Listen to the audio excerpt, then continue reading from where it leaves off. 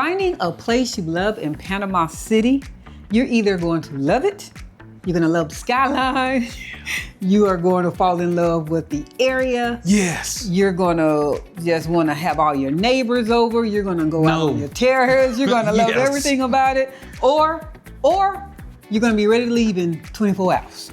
It's one or the other. 24 hours? 24 hours. Oh, man. Because you didn't pick the right neighborhood, you didn't pick the right condo, you weren't at the right price point, or you felt like that you got burned. Sounds like I rushed this decision. There you go, say it again. So by the end of this video, expats, you're going to know how to actually live in Panama, how to find the correct budget, how to find the right neighborhood, what neighborhood works for you, how to vet and critique the right actual realtor. In other words, this is the one that you need to watch if you're planning on moving to Panama.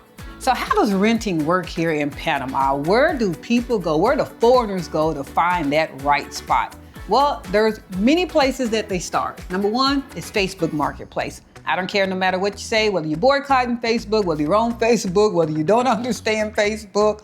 Facebook is still the go-to place for looking for new condos or areas here in Panama. And we added a gem a few weeks back that said that if you really want to find some good deals, look for those ads that are in Spanish. You can always translate it. Underneath the actual rental, it's going to say translate. You're going to be able to do that. That's just a little hidden gem. Also, people go to websites. Encuentra24, shared that one before, and then the good old word of mouth. Cass, if I knew all that, I wouldn't be needing no help. I just go there.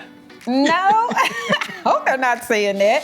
And if you're in our WhatsApp community, we have a group called Real Estate, and we also add some little gems and nuggets in regards to places that you can go. As we always say, do your own investigation and vetting. What does that basically mean? It means we're sharing the information, but we haven't did any type of investigating. That is on you and your real estate advisor. Look it up, okay? Many places come furnished and or unfurnished. You need to learn what is white line.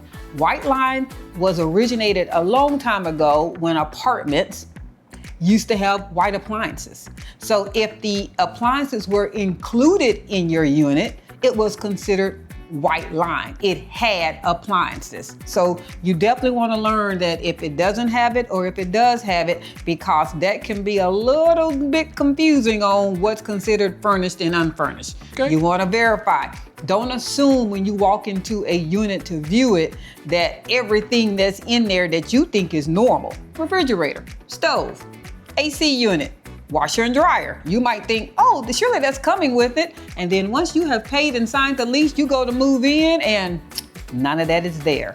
Verify it. You don't know whether the current tenant added those items or do they belong to the owner. So if they don't belong to the owner, the current tenant may not want to leave those behind. Month to month does exist, but 12-month leases are the preferred lease here in Panama. You can expect 1 month deposit. So you're going to pay your actual rent as well as 1 month's deposit equal to that said rent. We used to call it one in the hole. One in the hole. Yeah. Also note that if you have other stipulations such as pets, you may have other things that are included. There might be higher fees associated with that. No, they will be. They might not just be the standard rent. You need to know that. But you need to also know that more pricier units, higher on the upscale, they may even want 2 months rent in advance. What's considered higher on the upscale? $3,000 a month or more. May need another deposit. Neighborhood speed dating. Wow, finding out what is your lifestyle. So the one thing that Dub and I like to always say when people are always asking, where should I live? What's a good neighborhood? Don't overstimulate your brain. That's number one. There are going to be a good 5 to 6 neighborhoods you can eliminate off the bat because it doesn't fit your vision for where you want to live in Panama. It just doesn't fit. If you know you want a standalone house a lot of the city areas are not going to work for you. If you know you don't want a standalone house, a lot of the suburban areas are not going to work for you. If you want gated community, there are limited communities of those. So you need to know, first off, what are you looking for? And that's going to help eliminate, as I just said, 5 to 6 neighborhoods right off the cuff. So do an actual real estate tour in the city that you're wanting to be in, but don't get out the car. Cedric and I, we are very big advocates of that. You're wasting your time. Yeah. There's no point. It's hot out there. Go through El Cangrejo, go through Bella Vista, go through Obarrio, go through Pacifica, Playa Pacifica. I mean, just go through them. You're not stopping, you're just driving through. Your real estate advisor should have a lot of knowledge to be able to share with you what's so special about this neighborhood. They might do, 2-3 blocks of the neighborhood and continue on. That's about all the neighborhood is. Believe me, you're going to be able to sit there and go, yeah, I don't quite like it. Or, ooh, I love this one.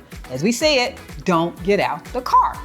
The next time that you now go back, you want to narrow down. Let's say that you all drove through 12 to 14 neighborhoods that day, because it doesn't take long, you guys. These are just separated by blocks. We've shared this. The majors. Logically, to get from Costa del Este over to Casco Viejo is more than 2 blocks. But the majority of the big group of ones are right there next to each other. You're just going to be in and out and going through them really quick.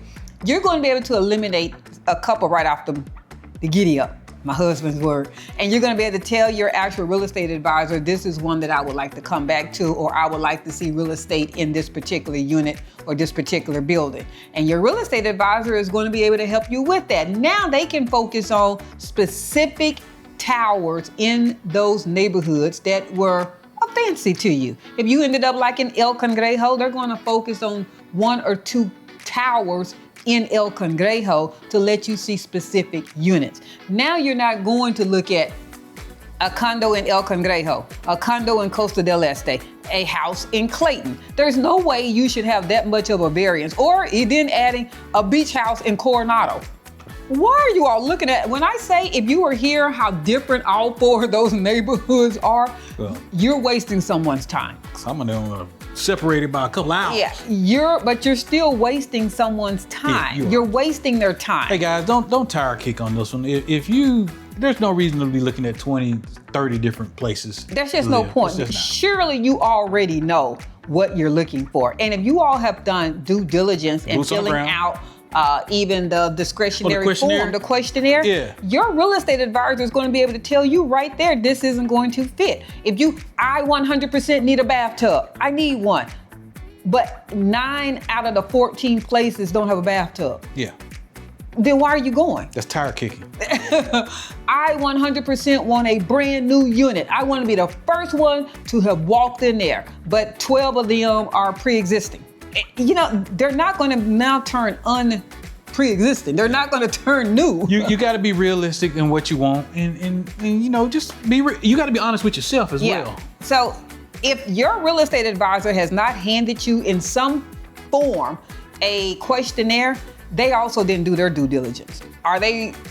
What type of real estate advisor are they? Everybody shouldn't be chasing you either. So if they're just like, I'm just going to take you around and just show you this and show you that and show you this, they wasted your time too. I can't tell you how many people I've actually heard that said, hey, do you mind sharing your real estate advisor, because whomever they use, they felt like they were here for 2-3 days and they wasted time looking at real estate because a lot of them didn't even fit what they were looking for. Their criteria, yeah. It didn't even fit. They wanted a low floor, they're showing them high floors. They want a high floor, they're showing them low floors. They want Avenue Balboa, they're showing them, see what I'm saying? That was just a waste of their time. So that's why I'm saying that. You need to do that. Here are some different things that you can find out the speed dating about certain neighborhoods. Some of the gems. What does El Cangrejo offer? It is walkable. It's cafe heavy. It has a lot of mid-rises. So for those of you that are like, I don't want to be way up there. I don't know how some of y'all do those 64 floors or 32 floors. I can't do that. They have those 10 and 12 level high rises. It's more lower to the ground. Very much a student and professional mix. So a lot of younger people vibe. And I hear some of the brigaders say they're coming with their 20 and 30-year-olds, which are beautiful. I love that people are coming here with their family. That's a good area that your young adults would really like to be about because there's a lot of places for them there. San Francisco, we're gonna always be our favorite because that's where we live. It's residential and urban, family friendly, older spacious units, plus newer towers. A lot of building is going on in San Francisco, and you always get the beautiful Parque Omar, which Dub and I are gonna always be fans of. You get a little bit of the ocean view, the city view, and then you get the greenery from the park. San Francisco is a beautiful area to live depending on where you're at in San Francisco. Costco Viejo, historic, lively, boutique buildings. It's a little bit pricier per actual square meter, and it's going to be a lot more noisier and limited parking. You're going to have to know that for trade-offs. You need to know that for Costco Viejo. If you're one of those people that love that, we said this, nightlife, Times Square, Manhattan, New Orleans, Bourbon Street vibe, you're going to love Costco Viejo. Clayton, a little bit more greenery. Think suburbs, think standalone houses. That was the Air Force Base area? I think it was an Army base. Army base. One of those bases. It's one of the bases. It's the Canal Zone vibe. Houses, low rises, but you likely need a car. Will rideshare come to Clayton? Yes. We will never sit there and say rideshare won't come to anybody. You pay anybody, they'll come to you. You can always go rent a vehicle or do whatever you want to, but you're going to definitely need more of your standalone car if you're in Clayton. So pick your area first. That's what we're gonna always say. Or, I'm not gonna start there. What are you looking for? What are you looking for? Which is still picking your area. What exactly do you wanna see? Dub and I knew we wanted high rise, sky rise. We've said this over and over again. We wanted the Jeffersons moving on up concept. There was no point in us living or looking in any other place that didn't fit that. We already do that. So what's your vibe? What then is the type of home that you're looking for? There are certain things that can be eliminated from the beginning. If you need a tub, if you want a square living room, if you don't like narrow living rooms, do you need certain things as far as because of children? Do you need a pet area?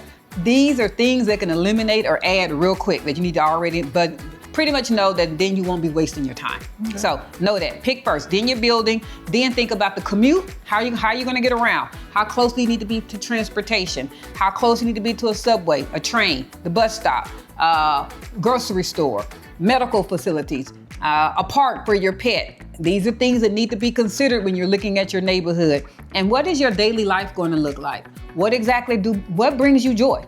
What do you like to do? Somebody else might enjoy, I've been a couple people that say they love fishing, they wanna go fishing. They might wanna be right there down there at the seawall, close to Avenue Balboa, so they can just walk over there and go fishing or whatever they wanna do every day. I don't know, but what brings you joy and what are the things that you're gonna find joy in? So what does your actual budget look like depending on the area that you're looking at? This is ballpark. This is not down to the penny. It can't be. It can't be. And we've also said that your place to stay is flexible just as you should be.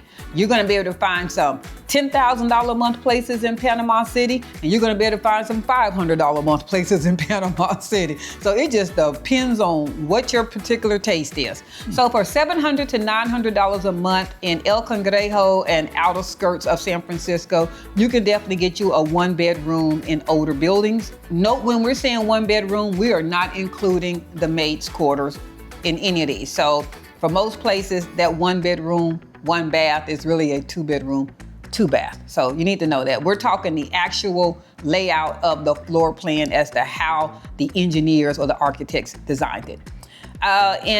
For $1,000 to $1,300, you can definitely get you a 1 to 2-bedroom with decent amenities, better locations, and entry options such as in Clayton.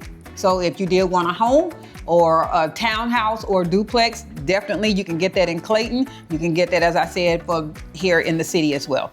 $1,400 to $1,800 a month, definitely newer towers, better amenities, city and ocean views, and you might be able to find some of those prices in Costco Viejo, but it's very hard to find. Costco Viejo is very pricey, so ironically, it's the happening spot, and a lot of people want to be in that area for the vibe, that nightlife.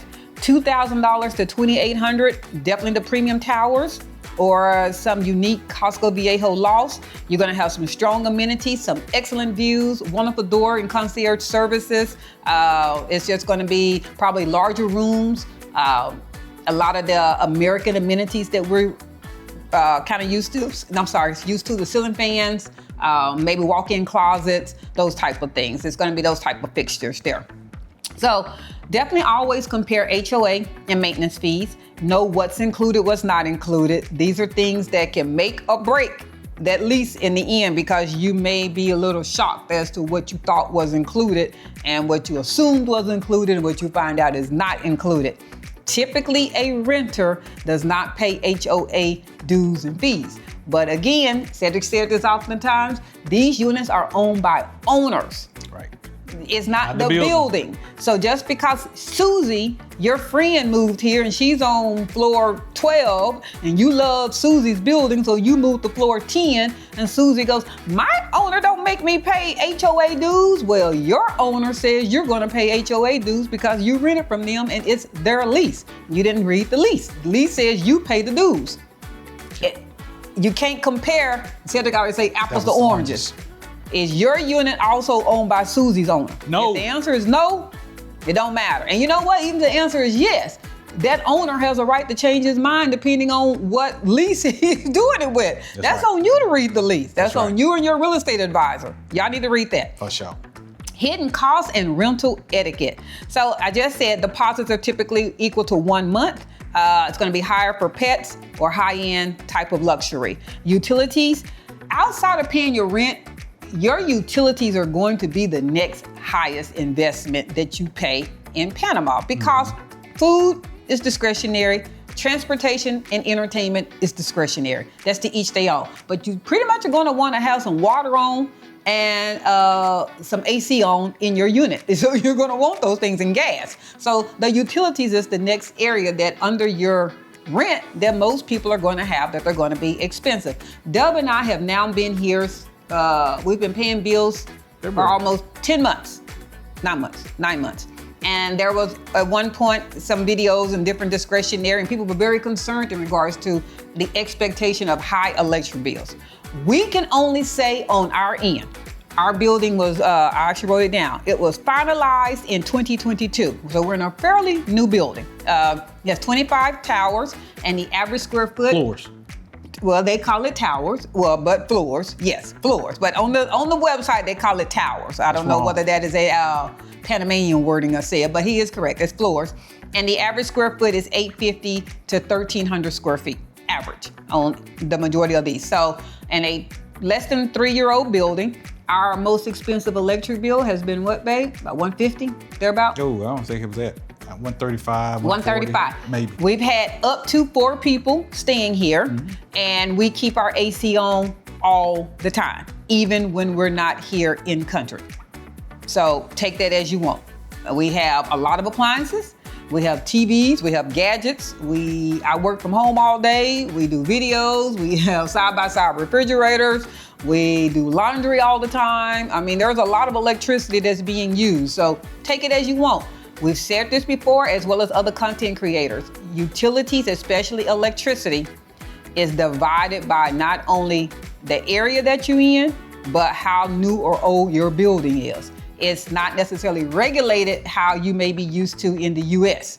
You're not in the US anymore. Exactly. So someone in San Francisco, which our real estate advisor, Omar Ramsey, shared with us that San Francisco is one of the least highest paid electric cities you can stay in. Does that make any sense? It don't, but they get what you're saying. Yeah, it's the most affordable. Yes. So it's one of the most affordable. I think that obviously there are some towers, and we're all familiar with those, that they have a set standard electricity no matter what they use, but that is because of the plan that they have for being in that tower. We're talking about for you to actually be billed on the regulation of however much that you actually use. San Francisco is one of the most affordable ones that you can actually stay in. It has the least per kilowatt charge. So something to also consider when you're looking for that.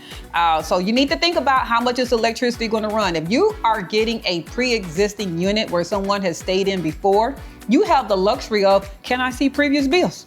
That's the great thing. We happen to have gotten a new unit outside of us talking to the neighbors who we could have, and we did. We actually asked one of the neighbors what does his average electric bill look like, and he shared it with us. He's in a smaller unit, but he did share it with us what it looks like. That's something that you might want to consider if you need to know. You want to also talk about the repairs and appliances, put the responsibilities in the lease. The good thing about getting an empty condo is that you're bringing everything in. The bad thing about getting an existing condo is there are things that may be provided for you. So you need to not just leave that blanket. Who repairs the stove? Who repairs the refrigerator? What happens to the AC unit when it's out? Whose responsibility is that? Everything is going to have to be written. Don't assume, don't do a gentleman's handshake, put it in the lease.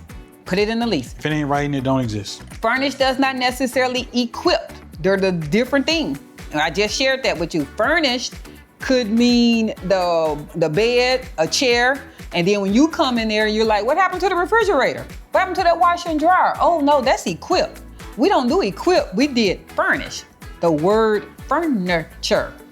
It wasn't getting over, it's just the way that's how it is looked at. That's why you need your real estate advisor.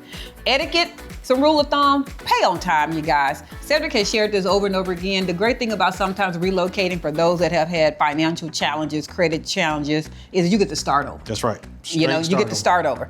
Don't bring that same mess to another country when that mess is what got you in trouble and behind in the country that you would live in. It's time for a clean start, and that's with everything. Pay on time. So, pay on time. Pay on time. Pay on time.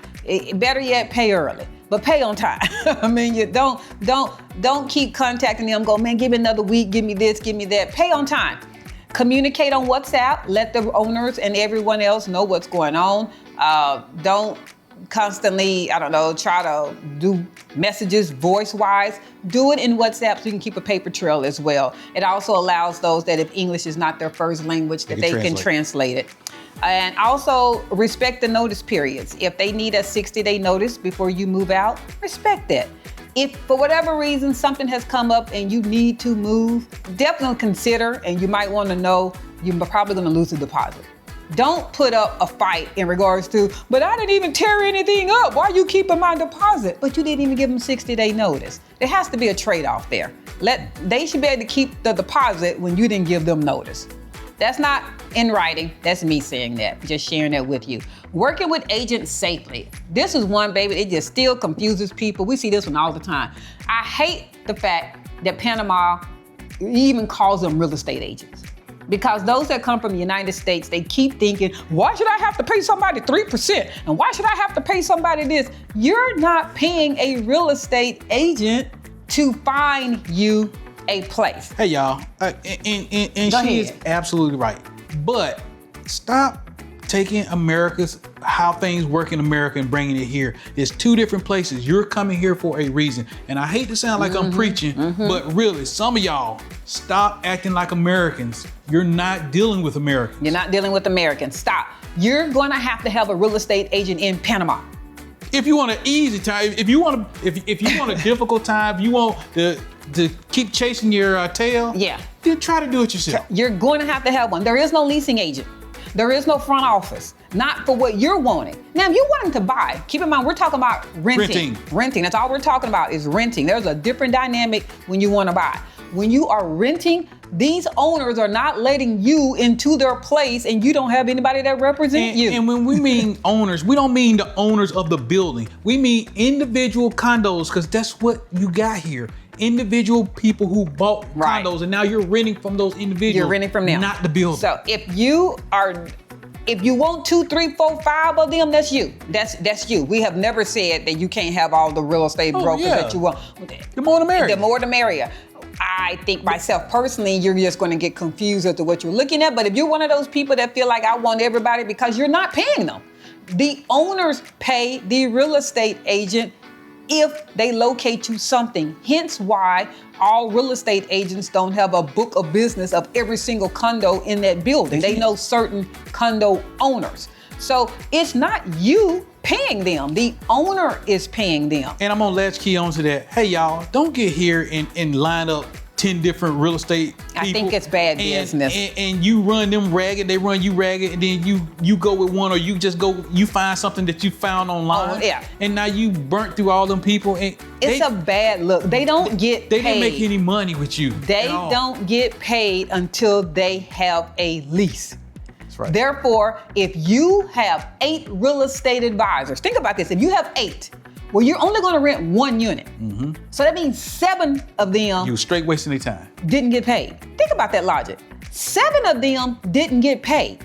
And they showed you condos, they showed you buildings, they drove you around, they did all this time with you, and you didn't rent from them. Well, we'll debate that to the end of time. If you want to treat them to lunch, if you want to give them gas, if they have a fee for that, that's their fee for showing you around. They don't have a fee for showing you the units. I don't know why that's going over people's head. That's a little confusing to some people. You do. But they're not being paid to show you units. You're paying them for the time. I tell you what, then you walk. That's how you go, baby. Walk outside with no car in. Just walk. I mean, you can eliminate all of that. You're paying them for the time involved, not for showing you the units. But it's confusing to people, and I don't know why it is, but we make it be. A legit real estate agent should definitely be sharing the rules, a clear lease draft, and they wouldn't pressure you to decide today. They just won't. They're not going to. Red flags, they want a deposit before a signed lease. Typically not going how that's going to go. Verbal only promises and won't identify the owner or manager.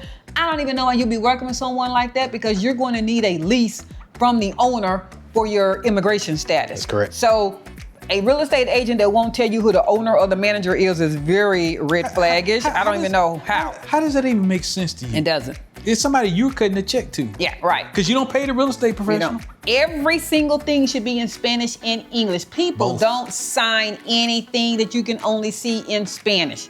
Don't do it. Your vetted real estate agent, first off, is not going to let you sign something that don't look right to begin with. If you don't trust your real estate agent, then maybe y'all shouldn't be doing business together. I'm being honest. You shouldn't be doing business. You're sitting there going, well, how do I know the real estate agent isn't lying and that's what this says? Take the English copy and look at that as well. And take Google Translate, as Cedric says, and put Google Translate over the actual Spanish copy and just make sure it matches up. Mm-hmm. That's what it's supposed to say. It should be there. You have to take some initiative on your will behalf. Absolutely. So anyway, I hope this has been very informative. Here's one that we're going to make everybody answer on this one. You can't make anybody do that. Yes, I'm going to answer this one. If you've been stressed about your search, we get a lot of people in the real estate app or the real estate subgroup in our WhatsApp, and they go, man, this is hard finding some place. I typically know they're doing it themselves. Mm-hmm. I already know they're doing it themselves. Cedric and I have already said that you can have multiple real estate agents if you want. There's about 6 of them in our WhatsApp group. And there are about 6 of them.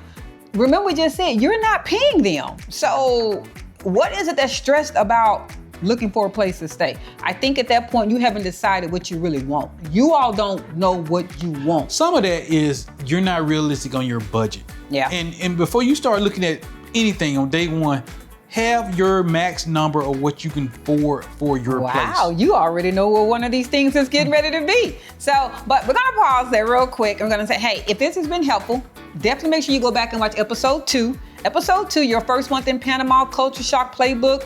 That's gonna help that your move in week 1 is not hectic. But don't look at that yet. Wait till this video is over. But then we're gonna talk about the 10-minute checklist. So stay tuned. This is the 10-minute checklist for an apartment walkthrough. This is in the first 10 minutes that you come in, what you should automatically be looking at, okay? We're gonna have this checklist in our actual WhatsApp real estate group. Lighting, orientation, the direct sun, the afternoon heat. That's gonna come important. That's gonna be very important, especially if you don't have solar or shades or tint on the windows. If you're in direct sun, that's also going to have more than likely high electric bills because you're going to have to cool your place. It's just like any other place. And also, if you don't like it to be hot, you're going to be, the front half of your area is going to be in direct heat. You might want to be thinking about that. Or if you're a person that like a cool bedroom, you might want to remember which way that the sun is coming in, or you want a dark bedroom. Everybody doesn't like to be woke up by the sun. These are things that you're going to want to be looking at. Airflow, the cross breaks. We get a lot of people that also feel like they're going to do the natural air. More power to you. You want to check the airflow. You want to see how breezy is it. There are some places that, depending on where they're located at, you would even really need AC on if you can have that flow of the breeze coming through really good. Okay. And we've been in places like that it naturally feels really nice. That water's gonna get people every time. The pressure as well as the heat. Turn on every single faucet. Let them stay on at least to the 3-minute mark. If it goes cold, there's a water problem. If the pressure is not to your likability, it is not going to get better. I'm sorry, that may be a make or break it for you. It's not going to get better. You can't make more pressure. So if you're one of people going, man, this water pressure is horrible in this building. And the higher up you are, the more units there are, you might have less pressure. That is the trade-off for having those big buildings. Noise, stand completely still. How does the street sound? How do neighbors sound? Can you hear the elevator hum?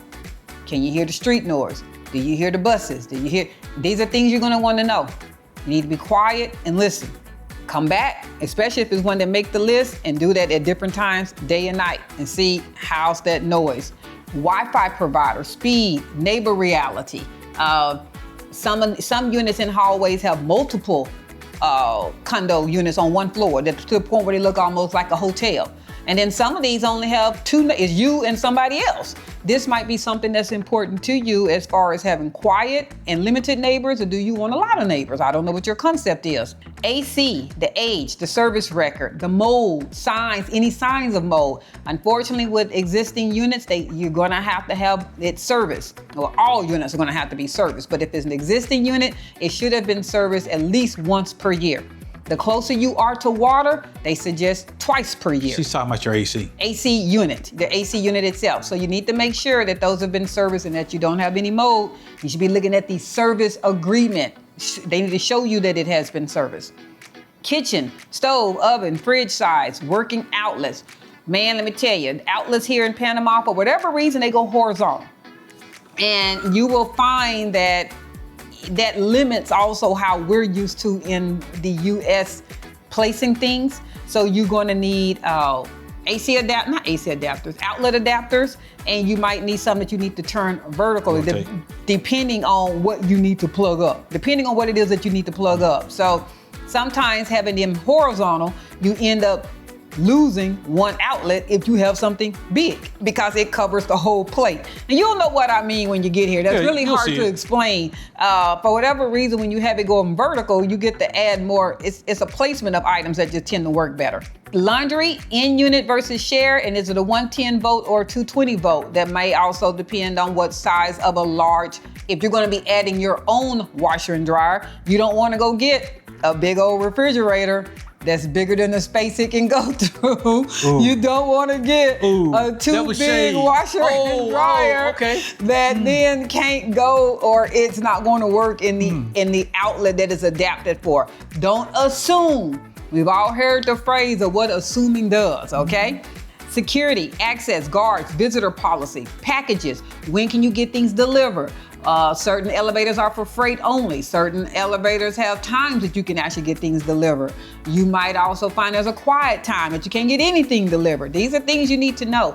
They are typically told to the owner, but not necessarily shared with the tenant. And that's why you need to ask before you need lease. to ask while you're there. This is a big one. Parking, storage, assigned spot, clearance, and storage room. Now, what do I mean by the clearance? Some of you might be going, I don't need to know of any, I'm not gonna have a car. But are you gonna get anything delivered?